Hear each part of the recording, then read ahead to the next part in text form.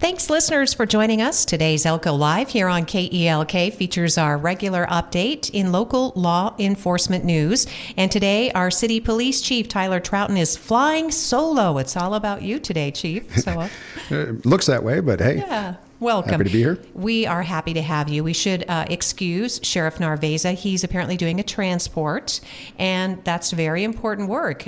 Sometimes these folks who are, I guess they've already been convicted or they're just being transferred to other facilities for more proceedings? Well, so a lot of these are, they run the gamut. So there could be people that they're moving from one location to another, such as a transport down to a mental health facility. A lot of them are people who have warrants from our area, from this county, from, could be city or county warrants. They're picked up in other jurisdictions. And so you have a set amount of time to pick them up. The in-state ones, because Nevada's a large state, take a lot of time. The out-of-state ones, generally you contract with an entity to pick them up, and they almost run like a bus and pick them up here, drop them off, and just run a path. So there's a lot of those folks. And it's important to note that I think the reason the sheriff does some of these transports is that, he needs to keep deputies on the street or in their positions. We're all shorthanded. Well, and that continues, I don't know, we're 6-7 years into this mass shortage of law enforcement, and it doesn't really seem to be getting any better. You find good folks, you hire them, but at the same time you have officers who are reaching their retirement years and they're going out. Just makes it very difficult on things. We wanted to congratulate Lieutenant Pepper on his retirement. I never thought I would see the day, but I'd want to congratulate him. He could have stuck around for a couple more years. No, in seriousness, he retired here in the beginning of January. Did good work for me as a lieutenant. We kind of come up through the ranks together and stuff. Served on SWAT together for a number of years. The sheriff served with him as well. He's earned his retirement, and I think he's got some plans for other things down the road. But the good side is one of my sergeants is now a lieutenant, Shane Daz, doing a great job so far. It's been a busy 3 weeks for him. He'd made the comment, he goes, looking at it from the outside, he goes, that job doesn't look that hard. I see you having meetings and stuff, and he's being kept quite busy right now. So congratulations again, new opportunities. And you do have a couple of positions were sworn just this week. The mayor was on hand for that? Yeah, correct. We picked up a lateral candidate from Reno PD, Alicia Bullington. Comes to us with a couple years of experience, phenomenal individual, very qualified. We also had a promotion. Corporal Brian Olvera is now Sergeant Brian Olvera. So he's been with us about 5 years now, came to us with a significant amount of experience from Southern California. So, there's lots of movement, and we anticipate there's probably going to be some more movement coming up over the next 12 months for us. All right. Thank you for keeping us up to date on that. Police Chief Tyler Trouten here on Elko Live today. So of the topics that we have, probably the biggest one right now that we can spend some time on, there is a lot of chatter and a lot of misinformation going out on social media, Chief, about deportation, immigration. And some people are not going to school. Some people are not going to work out of fear. You're absolutely correct. And, one of the hard parts, people a lot of times, they hear something, read something, and there's an emotional reaction to it, and it starts kind of a chain reaction. There's also, it would appear, some people in our community who just like to stir the pot and whatever. So without getting political on this, keep it very simple. Immigration is a federal law enforcement issue. There's federal laws that I have no power to go arrest people on. A good example, marijuana is still federally illegal. I can't arrest somebody and say, this is a felony crime on the federal level. If it fits the parameters per our Nevada law, there can be arrests or citations depending on the amounts of it and where and how it's used. I am a Nevada law enforcement officer. Every police officer, state trooper, county sheriff, Nevada law enforcement. Now, I don't know if federal officials, immigration, if they're going to be coming to Elko and stuff. I highly doubt it. That's not a huge entity as it is. If they do, I would suspect you'll see them in the bigger cities first, some things like that. I have no power to stop them, but while we communicate with them and so forth, we don't go out and do like joint operations and things together. we are basically reverting back to the way it was about, let's say 6 to 10, maybe 12 years ago. What that means is if you are here and you are not legally here within this country and you commit a major violent crime, rape, murder, incest, child abuse, could even be crimes like drug trafficking and such, we will contact the immigration authorities and get you out of our country. We don't want you in our community. We don't want you in our country. You go back where you're from. Minor laws, traffic, different things like that, we're not worried about those. I mean, we have a lot of citizens who commit those very same crimes, right? But really, it's just an expedited process to ensure that the worst offenders in our community are removed from our community. For citizens, that means prison. For non-citizens, that's going to be deportation. So I've met with some of our local leaders in the community who are trusted and respected within the Hispanic community, going to be having some meetings and just trying to make sure people are aware of what the reality is. The sheriff and I have talked about this, I think, twice before on your show. We're not going out to the schools. We're not going out to the churches and trying to round up anybody who's not here legally. That's not how this works. If we have dealings with you on some major crime and we learn that you are not here legally, we'll take action on that. But I would say the bulk of the type of crimes we deal with and stuff, it just does not rise to that level. We're hearing the same thing about other law enforcement agencies with your counterparts in northern Nevada, for example, Clark County, right? Well, Clark County, Sheriff Balaam down in Washoe put out notice. The other thing, we were just talking about the shortage of police officers. I wish I had a whole bunch more police officers just so we could enforce traffic, because we got some crazy drivers out there. We have to focus on the most serious crimes and offenses and try to protect our community, deploying very limited resources. The idea that we're just, there's hundreds of cops, I guess, waiting in a room ready to go out and do something like this is it's just it's just not reality. So have you received any communication from the governor's office that might also be generating some fear or misinformation?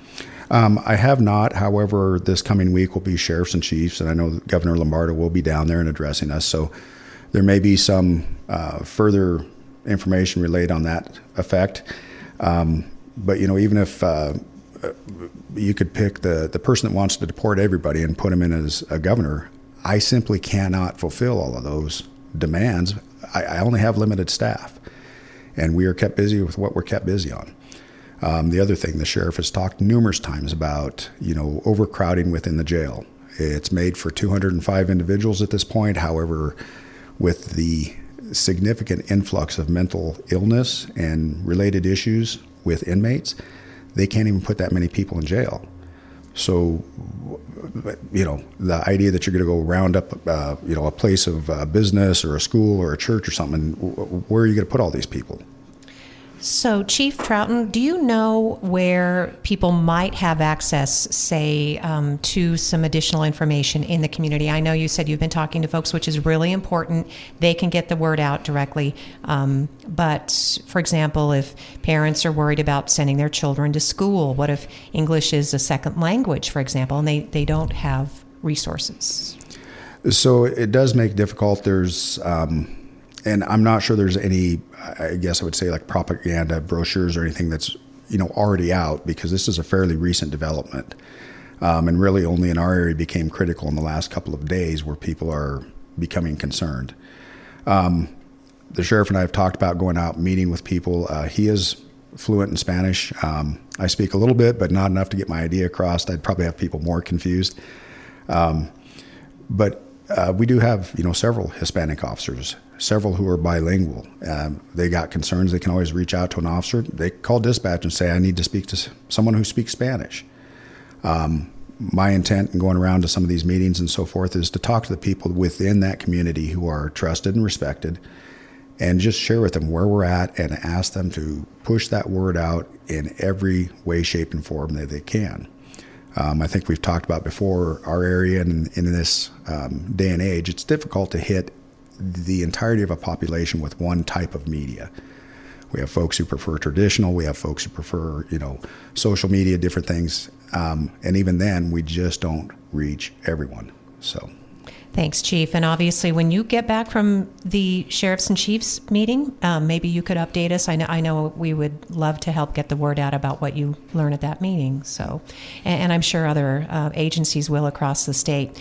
So you touched on the jail, and I spoke with Sheriff Narvaeza within days of this announcement coming out about immigration, obviously deportation. And I asked if there were any undocumented inmates in jail. He told me there's one. His name is Oscar Ruiz, and he has been held since last August. He has not had a court appearance, but apparently he is being held on suspicion of attempted murder, and ICE has said he is on the list, that they will come and get him. And the sheriff released all this information. It's all public record, but that's the only undocumented inmate that he has in the jail right now. So I guess talking about deportation, people need to understand there's greater issues at stake rather than just whether or not they're here legally. If you seek out and look at sustainable birth rates for any nation, they have to be 2 or greater. Because if you have 2 people get married, have children, if they have less than 2 children, that you can figure that within about 20, 30 years, well, your population is going to start diminishing. This is pretty dated information, but even years ago, the only way that the American birth rate was sustained at above 2 was because of a lot of folks who are not here legally. I think our community has rubbed elbows enough with a lot of these folks. They know that they're hardworking. They're often religious. They're very focused on family. In talking with school teachers, they'll tell you that they're some of the best parents because they want to make sure that their children get a good education. They want their children to go farther than them. That's kind of traditional American values. And so maybe even arguably better than some of the folks who've been here for generations. I think it's short-sighted to say we don't want those people to be part of us. I think part of the solution, and I'm all for securing the borders, I would wish they could be airtight. Keeping everything out we don't want in, and keeping people, guns, drugs, whatever it may be, out of our country. But the other half of it has to be, there has to be a reasonable pathway to citizenship. If they're here and they're living in our society, they should be full citizens. They are correct. Many of us are descendants of immigrants ourselves. It wasn't quite the same type of issue back then. There wasn't the process of gaining your citizenship. If you made it here, they logged you, welcome to America. But there should be the expectation that they're seeking that, but you can't have that expectation if it's an impossible process or, requires you to go back to your home country. Now we're breaking up families here or whatever else. That seems rather short-sighted. And there are people that we have talked to, even locally, who've said, we have tried and tried. We've been on a list. It's been 3 years. We haven't had an appointment. They are working diligently toward citizenship. They know their visa expired, but they are simply caught in a system that's... Well, the government is known for being bureaucratic, and this is one of the significant negatives of bureaucracies. They can streamline this process. I wish they would put some significant effort towards it, at least on parity with, just a mass deportation type of idea. Again, I'm perfectly fine and happy to help and assist with getting criminals out of our country, specifically when they do not belong here in any way, shape, or form. But there also has to be some efforts on the backside for everybody else. Talking with our city police chief, Tyler Trouten. Again, this first topic, one that is causing serious concern in the community with people who are fearful of immigration. But it is fair to say, Chief, that nothing has actually been realized from these fears. It is not true that people have been deported from Elko. I mean, is that what we're saying here? Yes, I couldn't tell you the last time I met with anybody from ICE. I'm trying to think if I've even met anybody in the state, which is, interesting. They're just not a huge presence here. I'm sure if you get into some of the southern states, Texas, Arizona, you know them quite well. The one time that we called ICE in my career was an illegal subject who was pimping out a female, moving drugs, selling drugs, and I was working narcotics. When we made contact with her and searched the room on a search warrant, found the drugs. He was then out there, and I do speak enough Spanish to understand much of what is said. He was threatening her life for allowing us in.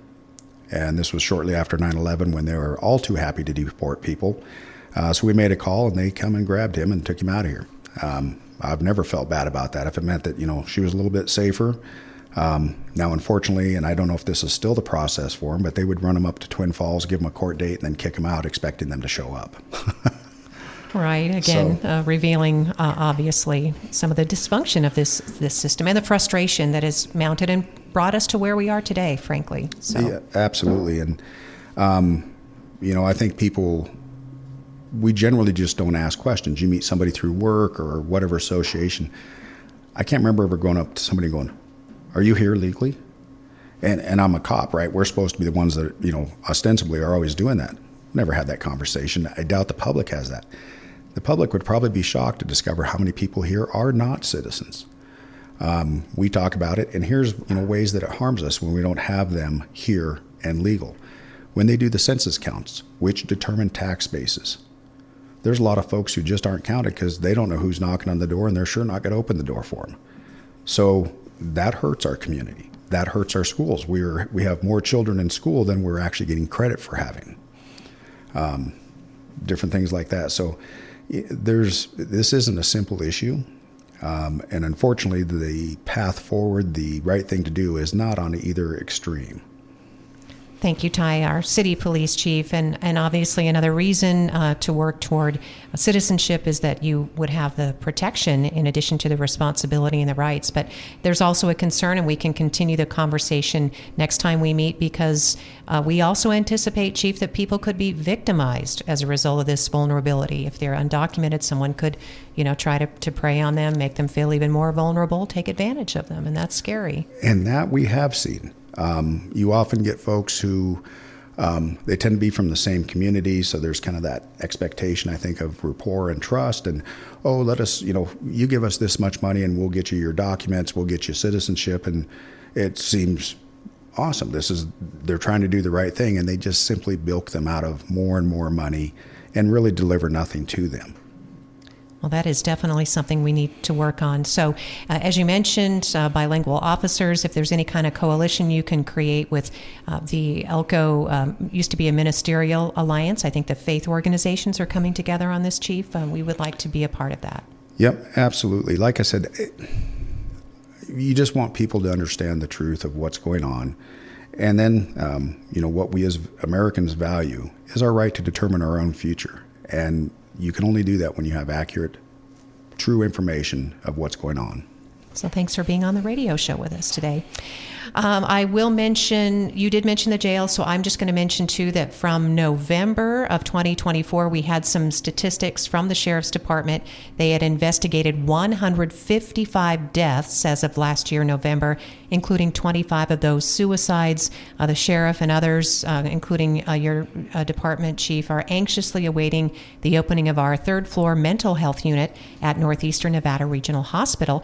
At that time, Sheriff Narvaeza told the county meeting 95% of inmates who were incarcerated facing felony charges, and that a majority of them also need mental health services.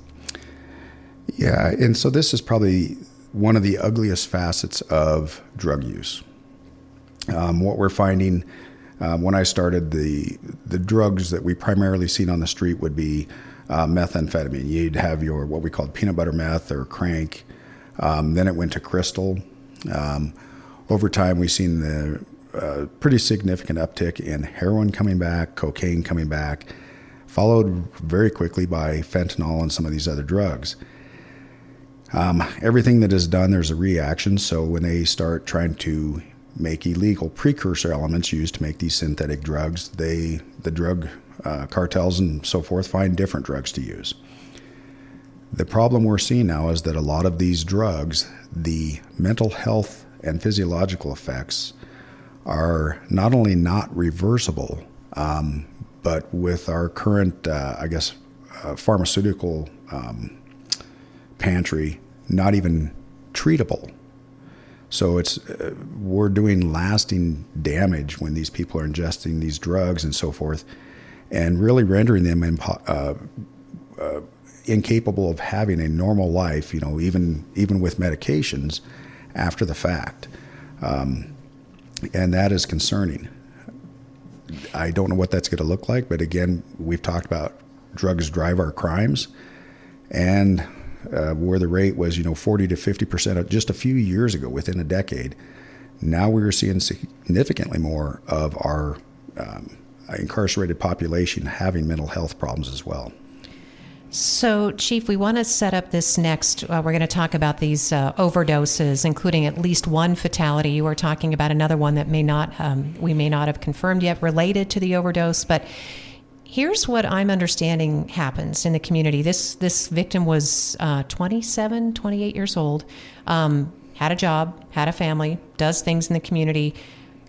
But there is this tendency, people are doing these drugs for recreation, so they rent a room for the weekend, they go in and they do these drugs, and they fully expect to come out and go back to work on Monday. I mean, is this a significant part of the population that is pursuing this, Chief? It just seems unreal. It's a little bit twisted. So these, if you say that somebody is a social alcohol drinker, you envision somebody who's having a beer or a glass of wine, maybe once or twice a week, but not addicted to it. With drugs, I've only met one person in my entire career who I would consider to be a social user of meth. She worked, she raised her daughters, she had a home, a car, she took care of herself and handled business. I don't believe she's still a user. I think she even extricated herself from just even that level. But typically with these drugs, because I'm sure you've heard the term like gateway drug. Well, a Big Mac might be a gateway food. I mean, they do tend to lead to one another, but what you're concerned about, and this comes into their scheduling, is how addictive they are. We know some of these drugs are very addictive, both pharmaceutical grade as well as the illegal street drugs. But when a person's addicted, they typically can't maintain a job. They typically can't maintain a home or have a family. It's not like they're a social user of drugs. They will have high points and low points. Maybe they get a job that may last for a period of time, then they lose them. For some of these folks involved in pursuing on the search warrant we served, we learned that some of these people are actually trying to go through drug court. So they're trying to better their lives, but they still have that addiction. That makes it very difficult. And there was 3 deaths total, as I understand it, 2 for sure. One that was taken to the hospital, we've heard that they did not make it. One of those deaths was in the county, happening the same time as we had ours, within just a few hours of ours here in town. There was also several other overdoses who did not perish, or at least immediately perish. We have recovered some drugs packaged. We'll be, of course, when they go to the medical examiners, they'll be doing toxicology, they'll be trying to determine what drug this was. Was it just a high concentration of something like fentanyl? Was it something new to us? Whatever it was. I will say the positive part is getting the word out seems to have quelled those, because we haven't had a lot of continued calls on this. And again, the Elko Combined Narcotics Unit did a great job, quickly tracked back where these drugs were coming back, who was selling them. One of those individuals has been arrested, recovered additional drugs out of their hotel room. So we don't know what the drug is, it sounds like what you're saying, or what the fatal drug was that was possibly layered on top of. Was it meth or what do we know? Well, so what we know is there's been methamphetamine recovered out of the hotel room. We don't know specifically what drug they ingested. We do know some of the manner in which they ingested it, which would lead us to believe it was some opioid, synthetic opioid, something along those lines. We don't know if it's just a high concentration. I think, again, we've talked about the problem with fentanyl is it does not take a great amount. And when you're buying either fake pills or powder form or whatever, there's no easy way to quantify how much fentanyl may be in that substance. Most drugs you buy, they've been cut. They've been diluted out with some other substance. Could it be that substance? We don't know yet. That requires those folks with the major degrees in the chemistry knowledge. So you're talking about, of the 5 overdoses that we initially reported on, one was initially fatal, but now we have 3 deaths from those 5 overdoses? Well, so 5 was in the city of Elko. County has had some additional ones. One of theirs perished, was not found in time to even try to administer Narcan. And then one of those 5 that we had in town, just kind of the rumors, and again, that becomes difficult because of HIPAA and different things. We've heard that they did not make it. Okay, that they were hospitalized. Yeah, the sheriff shared that yesterday that he'd received information one of them passed, so we don't have that confirmed. All right. And then, so now you're saying the work is underway to track the supplier, or at least one supplier's been jailed. Correct. And, there's, you always hope you can work these cases back because it is a homicide. If you're selling these drugs and somebody dies from it, that's homicide. That's what you'll be facing trial on. Our district attorney, Tyler Ingram, is very, very eager and willing to move forward and prosecute at that level on these folks. The hard part becomes if you get that level, the person who immediately sold it, but there's people far up the food chain that are, transporting it, making it, selling it all the way down. So, but yes, one arrest has been made, and there may be additional charges coming out for some other folks. So again, keeping all things local as a community, and what we can do, Chief, is get the word out. I mean, if someone is using and buying drugs regularly, and as that scenario I described, we understand that couples will choose to do this: rent a room, get a sitter, go do drugs in a motel for the weekend. I mean, that sounds like some entry-level stuff, but this is where it could lead. Well, absolutely. And you also have folks that, when I worked narcs 20 plus years ago now, one of the things we always looked for was a residence that had a high volume of vehicle and foot traffic coming and going. Well, that would generate calls from the neighbors and different things, and we learned of it, and we would take them down. Things evolve, so they figure out too, these folks who have the addiction, the folks that are selling the drugs and stuff, they'll go rent a room in a hotel, specifically because you don't see the volume of traffic. And this happens at a lot of our different hotels here in town.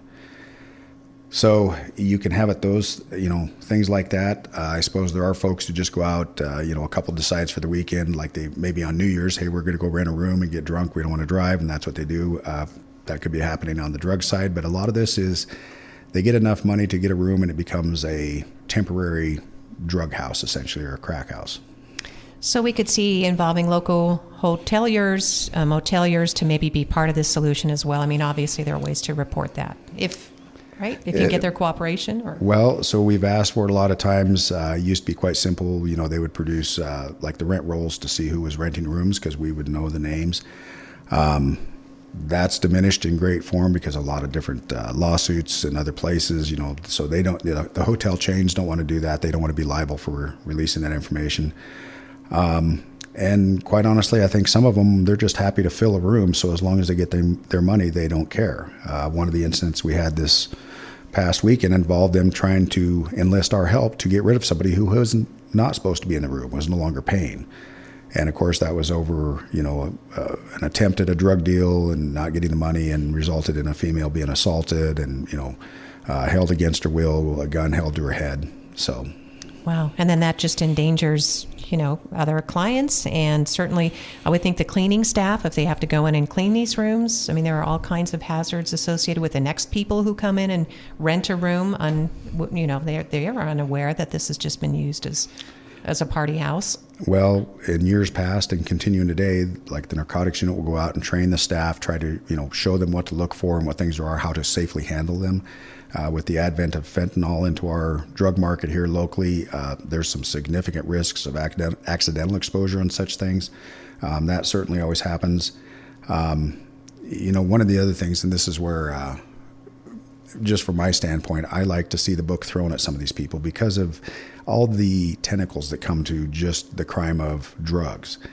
Drugs are far from a victimless crime. The subject that was arrested the other night did have a firearm. They should never have been able to get that firearm. They're a prohibited person. There's just a multitude of crimes arise out of the simple fact that they're just trying to get some drugs to get high. Police Chief Ty Trouten, our guest today, and I know we covered a lot of ground over, two major topics, obviously opening with the immigration issue and then into overdoses. Chief, is there anything else on your list today? I mean, I think we covered a lot of important things, but it's also good for people to know, hey, where can I report something? I have a concern. I don't necessarily want my teenager hauled off to jail. I mean, there's any number of things that we hear about after these programs where people say, I am concerned. So there's state tip lines, local tip lines. You can stop by, any law enforcement entity or just call to speak with an officer if you have concerns. That's one of the benefits of being a smaller agency, smaller community. We still have those relationships and that ability. But the biggest thing, and like I said, is just to report it, and especially when it comes to your kids, intervene early. Addiction can take hold. Every person's a little bit differently, but man, once it takes hold, it just seems like so few are able to come back from that and have any type of meaningful life. Is the DOPE hotline, is it still 775-777-DOPE? Yep. Okay. And that's the number you can call to report information anonymously if you choose to. Mm-hmm. And that'll get you to NDI. Yep. And there's also a very active and functional state tip line. You can send an email. You can, leave messages, whatever. We receive several of those each week of information coming in. So there's a lot of means out there. But again, just please make the call. Thanks. We really appreciate your being on the program, Chief, and, appreciate your leading the department and the work that the officers are doing. And we will look forward to our next meeting, or Sheriff Narvaeza will be back. We appreciate his participation in the program as well. Absolutely. Thank you, Larry. Thank you, listeners, for joining us for today's Elko Live.